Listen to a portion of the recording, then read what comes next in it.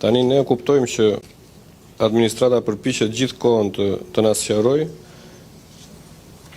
por problemi që ndron i njëjtë.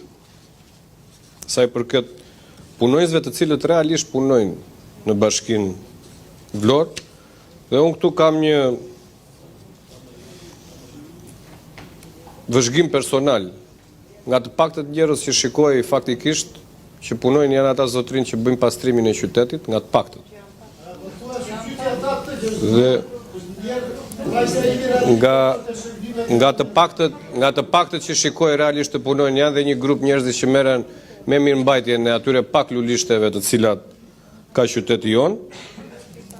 Ndërkohë, është për të ardhur keq me një numër kaq të madh punonjësish, 1600 punonjës, të shikosh në qytet jo më shumë se sa 50 apo 60 veta të cilët punojnë me ato makinat e pastrimit në për kontenierët e mbeturinave dhe ato pak lulishte thash dhe njerëz që mirëmbahen. Edhe pak njerëz realisht duhet theksuar dhe kjo gjatë rreshjeve të shiut janë disa zotrinj që dalin përsëri në ato në ansoret e rrugëve që kujdesen që ato gjethet që na solli ai lideri global këtu mos pengojnë rrjedhjen e lirshme të ujit. Nga bulevardi i Palmave që një rruga Vlorë Skel ose bulevardi Ismail Qemali sot është kthyer në bulevardin e alergjive. Nga gjethet edhe nga ato pushët e atyre repeve, palma, repa çaj ka vendosur ai, se ai vjen edhe bën çaj do qefi. Mua vjen shumë keq që një shumë e konsiderueshme nga buxheti i Bashkisë Vlorë shkon për rroga dhe sigurime shoqërore dhe rroga të majme për njerëz që kam thënë dhe do vazhdoj ta them. 7 këshilltar kryetar e bashkisë, drejtora drejtorie, përgjegjësa sektorësh, inspektor të kategorive të larta të cilët nuk kanë më karige se ku të qëndrojnë në përzyrat e institucionit bashkisë, godinës bashkisë. Shkon atje, gjën 2 ulur dhe 3 në këmbë që vinë vërdall se nuk ka më karige. Aq shumë janë punësuar nga këta simpatizantët e rilindjes sa nuk ka më vende në zyra për të qëndruar specialistët. Dhe pastaj shkojmë tek ajo që diskutuam edhe me drejtorin, sa i përket buxhetit që mungojnë të ardhurat, mungojnë investimet. Nuk ka një zyrë projektimi për investimet. Zero, thot ajo atje, projektim. Po pse o zero? Pse zero? Se kur mungojnë investimet, ashtu si thënë edhe kolegët, rriten kostot. Shtyhen investimet në kohë, nuk bën të prekshme për qytetarët. Kur ndërkohë taksat ata i paguajnë realisht. Dhe barë fiskale ju sa herë të keni mundësi drejtoria e taksave vetëm e shton. Bëj rrugë me pagesë, bëj atë me pagesë, bëj edhe këtë me pagesë, edhe plazhi me pagesë, edhe ku digjon se çfarë. Në një ditë mase su merr mendja erë të na bëni dhe ajrin me pagesë, inshallah. Ti lutemi Zotit që se ju vini këtu edhe thoni kjo duhet bërë se është në të mirë të rritjes së të ardhurave për të rritur shërbimet. Po ndërkohë asgjë nuk rritet këtu. Këtu vetëm përkeqësohen. Rrugët janë ku thret qameti, a investimi i famshëm i UCS-it vazhdon e nuk mbaron, uji nga të gjitha anët, pra pa ujë ishim. Bëri në një ulumtim Bashkia Vlorë, pse ndodhi a incidenti me ujin atje? Kush ishte arsyeja që ndodhi, që ngelën përsëri pa ujë? Për të ardhur te kjo këtu që kërkoni. Shikoj këtu edhe me të drejtë ky drejtori i teatrit Petro Marko thot na duhen ca njerëz thot se kanë dalë ca në pension, ca po ndrojnë jetë atje, fatkeqësisht, dhe po ngel teatri pa instrumentist edhe aktor. Po ky zotria kërkon 2 instrumentistë minimalisht profesionist dhe 2 aktor. Tani çfarë do marri ky se ju 3 keni dhënë? Do marri 1 aktor e 2 instrumentistë apo do marr 2 aktor dhe 1 instrumentist? Se përsëri kërkesa që ka bërë është e pamjaftueshme për të realizuar ato objektiva që ka zotria për teatrin Petro Marko. Dhe është për të ardhur keq, realisht, që këtu ka një grup të rinj dhe të rejash që unë kam parë që përpiqen, madje janë disa biznese që dhe i financojnë për të bërë ato shfaqjet e tyre, mbase janë modeste, po duke i incentivuar ne me pagesa, duke i punësuar atje në teatr, se të paktën teatri, unë nuk mendoj që është njëri kundra këtu, se normalisht ato shtesat që bën ju me nga 126 punonjës për pastrim gjelbërim që s'merret vesh ku janë, absolutisht jemi kundër, se e kemi thënë, siç është drejtoria që ka qenë varësit Bashkisë Vlorë, SHA-UCS i Vlorë që ka 450 punonjës, nuk dihet se ku janë ata. E kam thënë dhe herë tjetër, këta janë njerëz që kanë kartën e bankomatit, shkojnë në fund muajit, fusin kartën, marrin lekët. është duke zhvilluar një hetim, ta dini, nga prokuroria rreth gjyqësor Vlorë, edhe për njerëz që jetojnë jashtë shtetit dhe që janë të punësuar aty, janë 3-4 muaj jashtë, vazhdojnë marrin rrogën.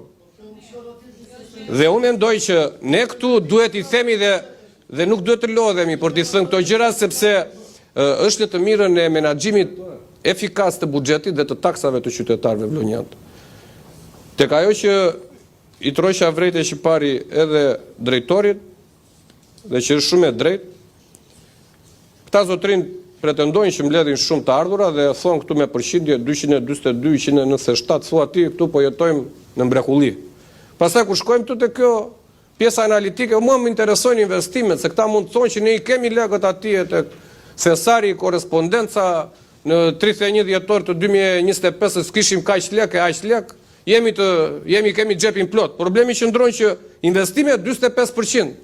Po jo po se prokurimi, se na kthehet APP-ja, se ankohen subjekte, po do ankohen subjekte, se ju po u dhat me flesh kriteret që ta kesh inxhinierin që të ketë mbaruar në vitin 67. Normal që do ankohen subjektet, se ti i bie që e ke përcaktuar se kush do ta fitojë atë prokurimin publik, për një rekonstruksion rruge, për një kanalizim, për një fasad, për një palë shkallë, ku di unë se ça. Pra, është për të evidentuar që në qoftë se keni shumë ankesa lidhur me prokurimet, keni problem ju në përcaktimin e kritereve dhe në garën e ndershme që duhet të bëjnë subjektet. Se në qoftë se subjekti është i bindur që ka bërë një ofertë që nuk e kalon dot ofertën e atij tjetrit, s'ka pse ankohet. Po në qoftë se ju përcaktoni kritere skualifikuese, të cilat bëjnë me do e mos që një prokurim publik ta fitojë firma X që ka dashur Bruna apo X e Y, atëherë këtu ka problem. Dhe prandaj ne jemi në këtë fash. 45% realizimit. Po ne po të ishim në 95%, edhe ne nuk do kishim gojë të flisnim, se do thoshim ore, po që tani këtu 4% edhe ekziston, apo 6% që mos realizohet. Po ju së kapni do të as 50%. Pra mos realizimit të ardhurave përkthehet, i nderuar zoti drejtor, në mos prekje të investimeve nga qytetarët. Prandaj vazhdojmë të kemi ne rrugë të shqyera, kanalizime të shqyera, trotuare të shqyera, pemë që kanë rënë. Edhe këtu u thash, është për të ardhur tur tani se na tallni me kokën e bashkisë të 3 subjektet që bëjnë ofertë. Tani, ore minimalisht këtë mos i bëni, se është Bashkia Vlorë thotë kjo, ndërmarrja pastrimit të 3 subjektet kanë të njëjtin format.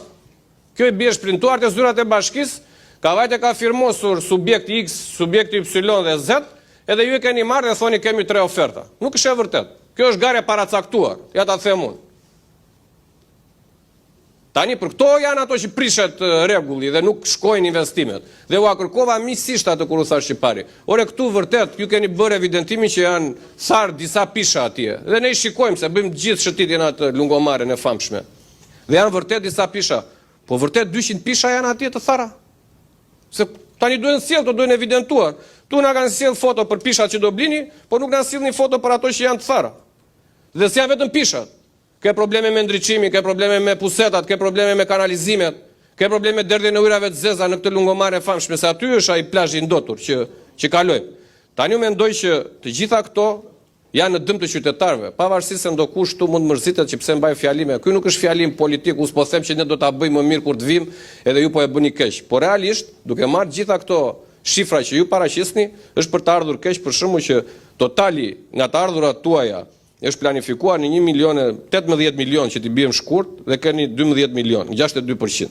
Dhe të investimet është për të ardhur super keq. Pastaj pavajtur të këto të tjerat, të grandi pa kushtëzuar, që po ashtu keni të investimet 6% dhe keni po ashtu të grandi specifik përsëri 0%. Këto janë gjëra të cilat unë mendoj që u interesojnë qytetarëve sepse ka të bëjë me prekshmërinë e tyre në përditshmëri.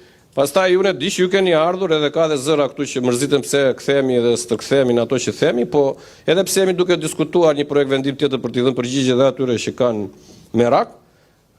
Mendoj që keni një administratë super të fryrë për cilën e kam thënë edhe në buxhet, merr një zë shumë të madh të buxhetit, janë miliona euro, janë gati 22-23 milionë euro që shkojnë për paga, sigurime shoqërore dhe shpenzime operative, për cilat mendoj që nuk e ka luksin Bashkia Vlorë, nuk e ka luksin ky qytet i cili lëngon për investime reale, zoti drejtor. Dhe ne këtu duhet të përqendrohemi. Nëse ju do vini në buxhetet e ardhshme apo në investime të tjera, të cilat do doni të transferoni pagesa që kanë të bëjnë me investime, edhe ne do t'i mbështesim. Po nëse ju vini këtu tani që t'i rrisni rrogën kryetares së bashkisë, 7 këshilltarëve, drejtorive, marrin vetëm ata aty nuk e di, kanë përshtypjen që duhet të jenë 2-3 milion euro çdo muaj që paguhen këta zotrin, ndërkohë thash edhe një herë, ata që realisht japin kontribut në qytet, që janë ata që pastrojnë kontenerët, ata që gjelbërojnë apo mirëmbajnë lulishtet e qytetit, janë njerëzit më pak të paguar, më pak të vlerësuar.